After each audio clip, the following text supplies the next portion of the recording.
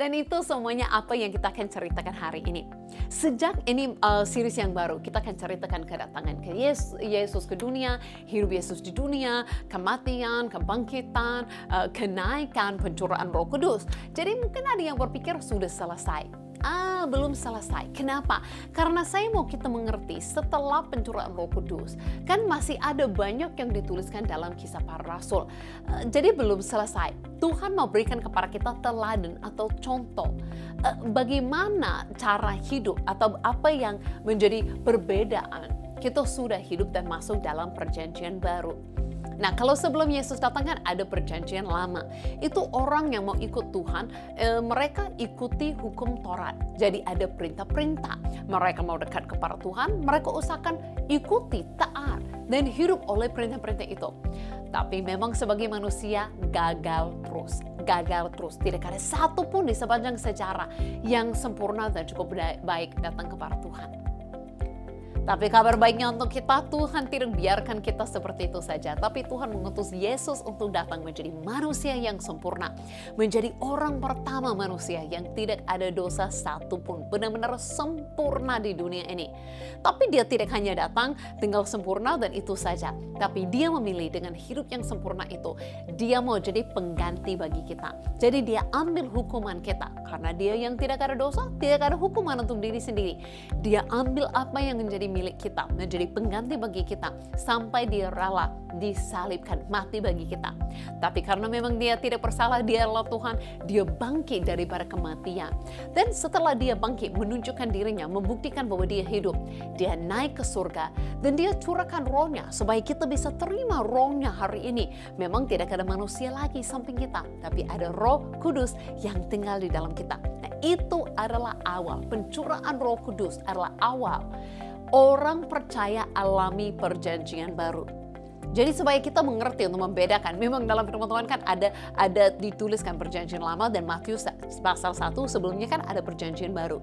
Tapi di mana perjanjian baru itu menjadi kenyataan, dialami oleh murid-muridnya Tuhan, oleh orang yang mengikutinya seperti kita.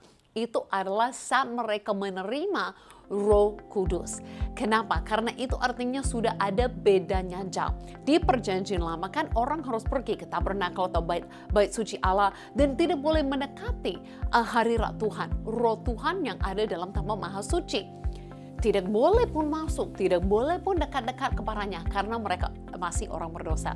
Tapi setelah Yesus mati bagi kita dan sudah hapuskan dosa-dosa kita, makanya kita sudah layak terima Roh Kudus.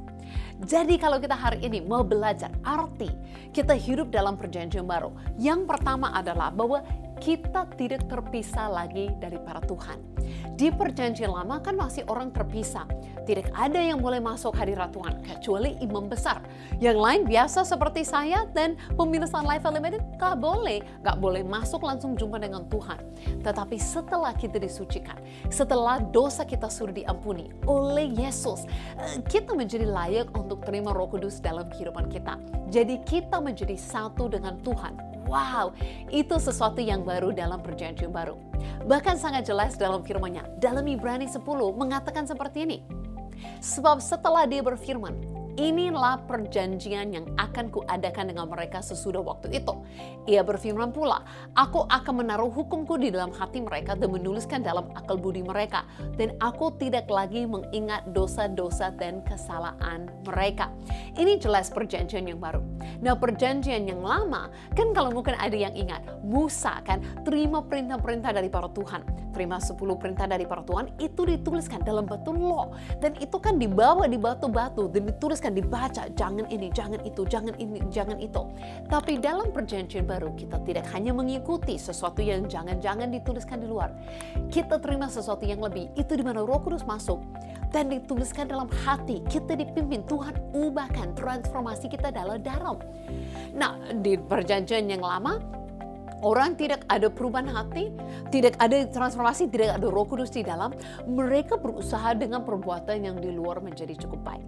Tapi dari perjanjian baru, kita bersyukur sekali kepada Tuhan. Sekarang kita terima rohnya di dalam. Dia ubahkan hati kita dari dalam. Dan itu supaya kita kan perbuatan luar akan mengikutinya. Nah, banyak orang kan kadang-kadang heran. Herannya apa ya? Kenapa Susan bisa bahasa Indonesia?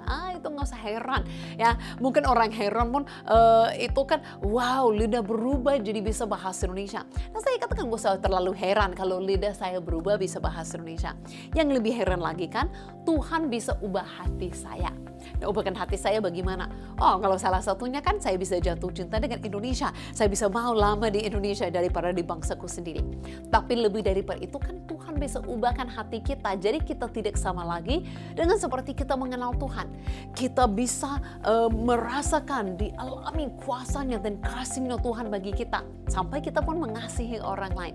Kita bisa menjadi seperti Dia. Ini semua kan perjanjian baru. Dia masuk dalam hati kita.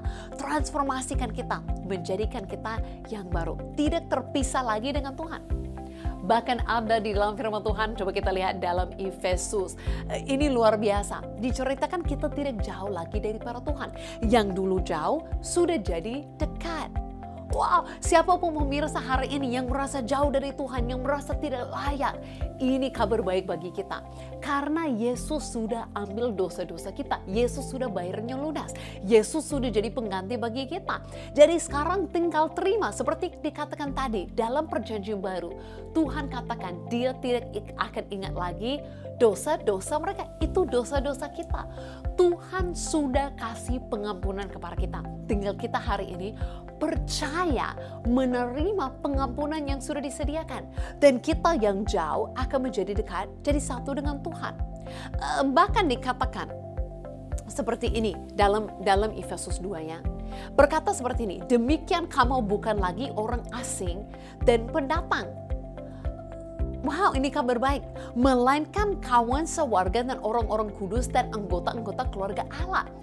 Oleh karya Yesus, kita semua sudah dikuduskan. Saya tidak kenal pemirsa, saya tidak tahu apa yang pernah kita buat.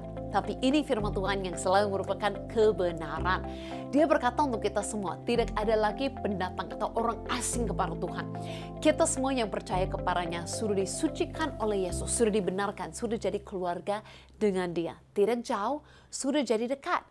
Bahkan di dalam ayat 22 berkata, di dalam Dia kamu juga turut dibangun menjadi tempat kediaman Allah di dalam roh.